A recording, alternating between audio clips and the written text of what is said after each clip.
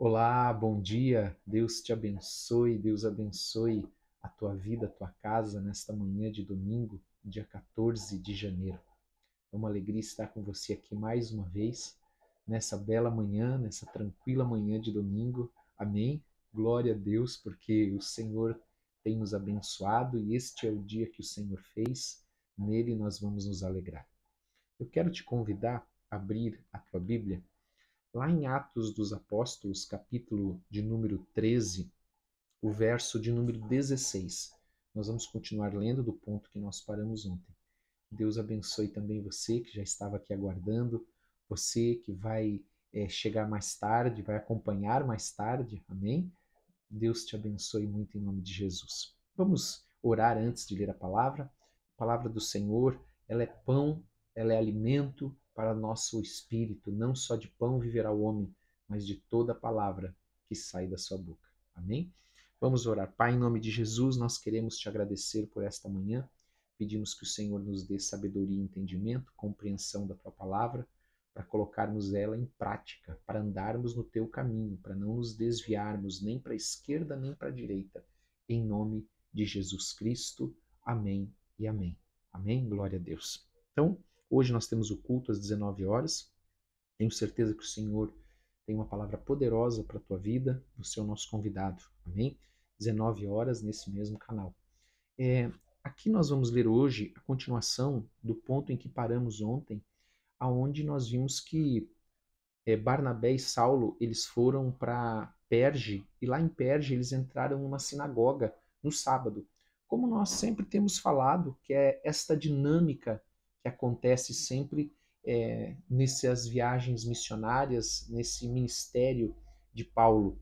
Ele entra então nesta sinagoga.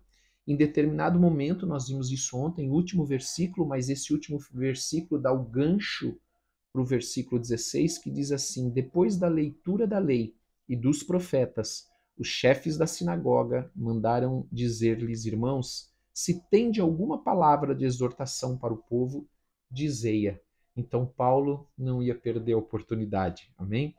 Paulo levantou-se, versículo 16, a epígrafe diz o testemunho de Paulo em Antioquia, e nós vamos ver que esse testemunho, este sermão de Paulo, ele é muito semelhante àquilo que Pedro fez no derramar do Espírito de Pentecostes e também semelhante ao que Estevão, quando ele estava diante das autoridades dos judeus. Amém? Então diz que Paulo, levantando-se e fazendo com a mão sinal de silêncio, disse: Varões israelitas, e vós outros que também temeis a Deus, ouvi.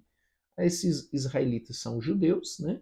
E os outros são os prosélitos, que seriam aqueles homens de outras etnias, de outras nações, que haviam tomado esta decisão por seguir o judaísmo. Então, o Deus deste povo de Israel escolheu nossos pais. É interessante esse texto porque ele faz um resumo muito importante desde o início, e ele começa dizendo: o Deus deste povo de Israel escolheu nossos pais. Foi uma escolha soberana de Deus. E exaltou o povo durante sua peregrinação na terra do Egito, de onde os tirou com braço poderoso. Então ele começa citando lá atrás a escolha de Abraão, o chamado de Abraão, e depois a libertação do Egito, já lá na frente, quando o povo ele é escravizado. Amém? E suportou-lhes os maus costumes por cerca de 40 anos no deserto, falando da travessia do povo no deserto, desde o momento em que ele libertou o povo de Faraó, lá do Egito. E havendo destruído 7 nações na terra de Canaã, deu-lhes esta terra, ou essa terra, por herança. Vencidos cerca de 450 anos depois disso, então veja, aqui Paulo faz um apanhado, um resumo de um período longo, onde nós temos lá descrito em Gênesis, nós temos depois Êxodo, aí nós temos Levíticos, Números, Deuteronômios, nós temos depois Josué, depois nós temos Juízes, depois nós temos 1 Samuel, 2 Samuel. Então ele faz um resumo de um período relativamente grande, tá? De muitos anos. Então ele diz, vencido cerca de 450 anos, depois disso, lhes deu juízes. Livro de Juízes, nós vemos isso. Até o profeta Samuel, 1 Samuel, primeiro livro de Samuel. Eles então pediram um rei e Deus lhes deparou com Saul. Lhes deparou Saul, filho de Quis, da tribo de Benjamim, e isso pelo espaço de 40 anos. Então nós vemos aqui que Saul foi o primeiro rei, e ele também reinou por 40 anos. E tendo tirado a este, levantou-lhes o rei Davi. Quem tirou Saul? Deus. Amém? Quem põe, quem tira toda a autoridade é Deus. É Deus quem dá as autoridades, Deus quem tira as autoridades. Por isso, a palavra do Senhor diz que nós devemos obedecer às autoridades, tanto no céu quanto na terra. Amém? A não ser, claro, quando elas estão indo contra a palavra do Senhor, quanto os princípios de Deus. Então, tirando este, levantou-lhes o rei Davi, do qual também dando testemunho disse, achei Davi, filho de Jessé, homem segundo o meu coração, que fará toda a minha vontade. E essa é uma palavra muito forte, né? Dizendo que Davi era um homem segundo o coração de Deus. E eu creio que o nosso desejo deve ser esse. Nós falamos um pouco sobre isso na oração de sexta-feira à noite, onde nós lemos Provérbios 23, 26, se eu não me engano, que dizia então o Senhor, filho meu, dá-me o teu coração. Amém? Então Deus achou um homem segundo o seu coração. Amém? Que temia o Senhor, que tinha reverência, que tinha admiração por Deus. Conforme a promessa, então, na descendência deste, versículo 23, conforme a promessa, trouxe Deus a Israel o Salvador, que é Jesus. Então Jesus nasce dessa linha genealógica de Davi. Amém? Conforme havia sido prometido para ele.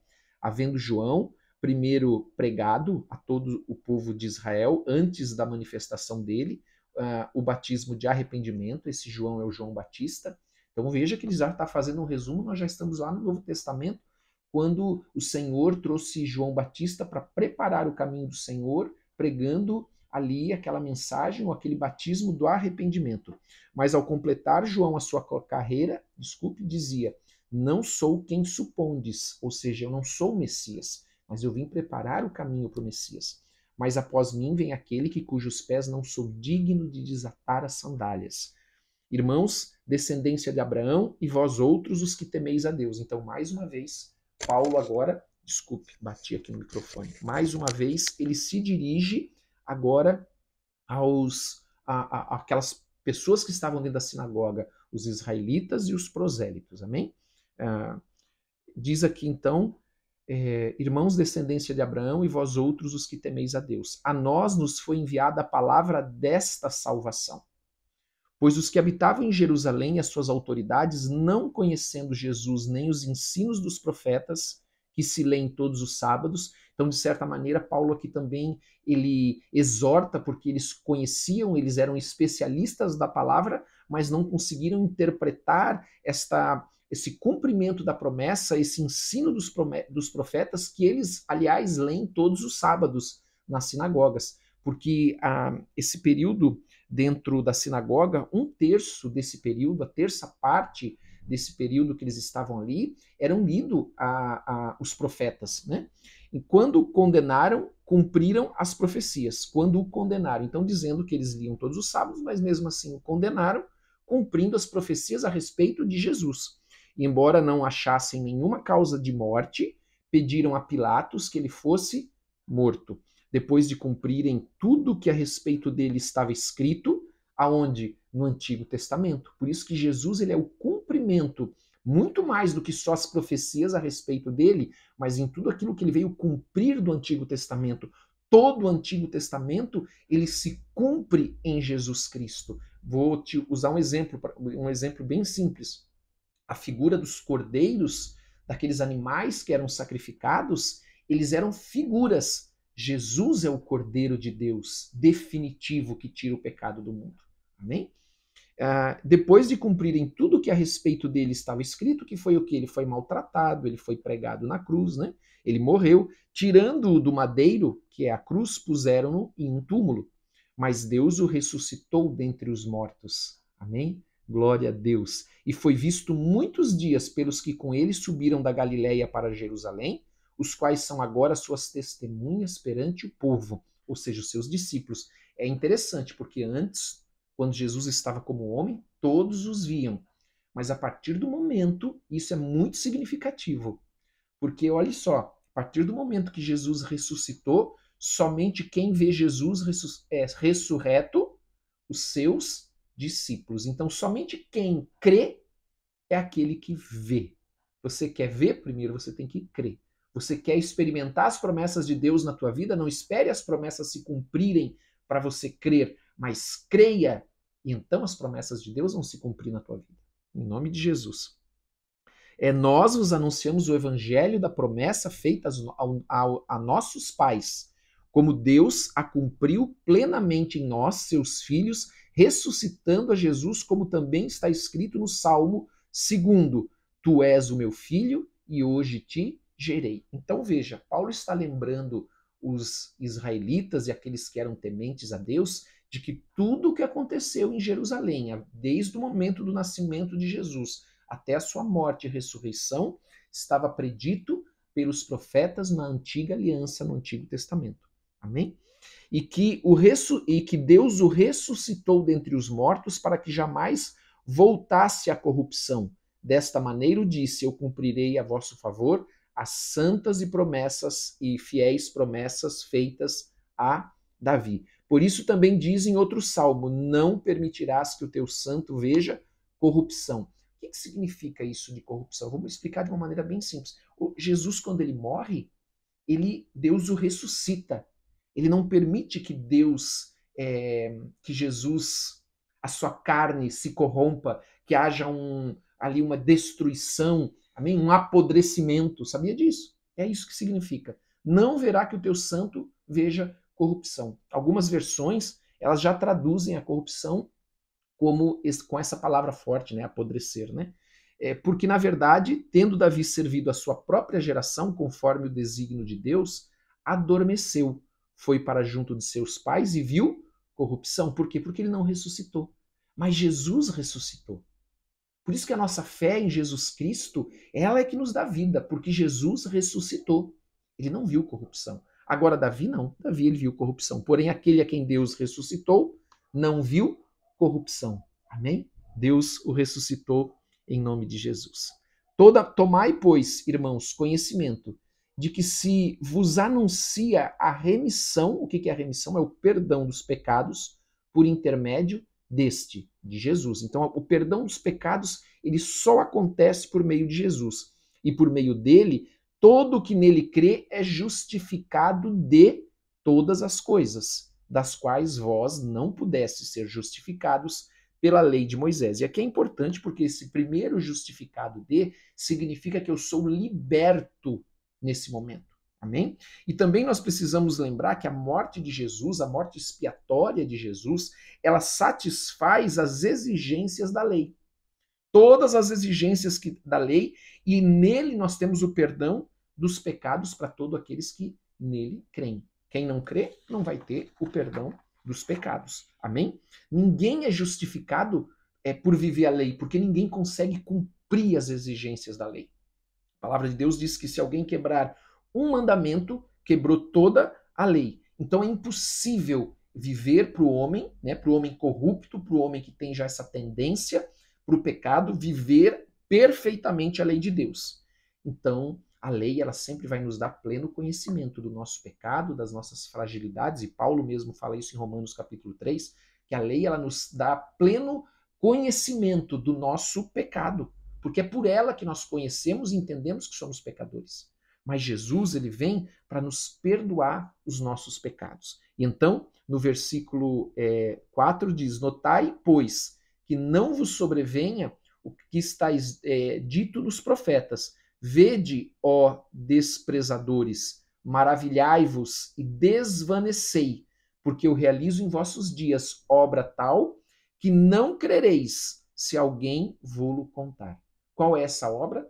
É Deus mandando o seu Filho unigênito como homem para morrer na cruz no meu e no teu lugar. Olha que coisa extraordinária. E a partir dele nós podemos agora, a partir dele, ele satisfaz as exigências da lei e todo aquele que nele crê tem os seus pecados perdoados em nome de Jesus. Amém? A palavra de Deus é tremenda. Eu sei, Eu sei que nós estamos já com o horário adiantado, mas eu sei também que conforme você está me acompanhando aqui, vão surgindo outras perguntas aí na tua mente, no teu coração, a respeito de outras questões e que eu creio que nós vamos respondendo elas conforme você vai acompanhando aqui. E também você sabe que o meu WhatsApp está na descrição desse vídeo. Se você tiver alguma dúvida, mande mensagem. Nós estamos disponíveis aqui, amém? Para responder, para tirar as tuas dúvidas, em nome de Jesus, amém? Você sabe que nós temos prazer em estar aqui, podendo compartilhar a palavra de Deus. É um privilégio poder entrar na tua casa levando a palavra de Deus todas as manhãs, também todas as noites. É um privilégio. Glória a Deus por isso. Que Deus te abençoe muito nesse dia, nesse domingo, abençoe a tua casa. Quero convidar você a fechar os teus olhos, nós vamos fazer uma oração e na sequência nós encerramos, amém? Pai, em nome de Jesus, eu quero te agradecer por esta manhã. Quero pedir que o Senhor venha nos abençoar com toda sorte de bênçãos. Que o Senhor venha derramar sobre nós da tua graça, do teu poder, do teu Espírito Santo. Venha nos dar entendimento desta palavra, compreensão da tua palavra, porque nós queremos viver a tua palavra, como nós oramos antes, Senhor. Agradar o teu coração, em nome de Jesus. Nós, Senhor, queremos nesta manhã te dar o nosso coração, em nome de Jesus Cristo. Amém e amém. Amém? Que Deus te abençoe. Deus abençoe a tua família. Deus abençoe também você que é viúvo, viúva, solteiro, solteira. Amém? Solitário, solitária, aqueles que fizeram uma escolha. Amém? Em nome de Jesus, você é uma bênção. Todos vocês são uma bênção. Em nome de Jesus. O Senhor te chamou para ser uma bênção aqui na terra, em nome de Jesus Cristo. Não esqueça, por gentileza, de dar like, de compartilhar e de colocar nos comentários o teu pedido de oração. Amém? Deus te abençoe, tenha um bom dia, um ótimo domingo para todos vocês, um forte abraço.